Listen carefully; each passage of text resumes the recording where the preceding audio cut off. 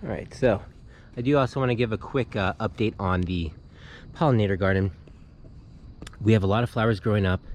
The Chinese mugwort's also growing back up, so it's getting a little dicey. I did weed, but we just had a really big, I want to say, I don't know, traumatic event for the pollinator garden, but it was definitely a little bit jarring. We had a couple youngsters from the neighboring garden plots help me with weeding, and when they were weeding, they were really good at helping weed, but they also stomped on and pulled up a lot of the flowers, so which is fine. You know what?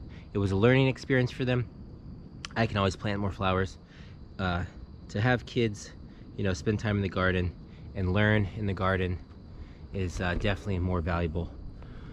Yeah, we can take a peek over here.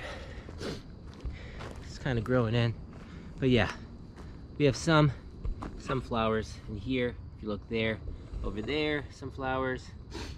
It's still sprouting up. We still got some, right? We still got some. I'm not too worried, and I can always plant more.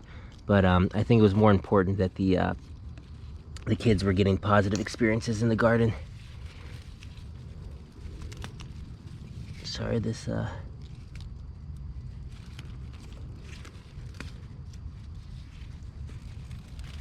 this morning glory vine is just everywhere. Everywhere. All right, so yeah, that's the update on the pollinator garden. It'll get going.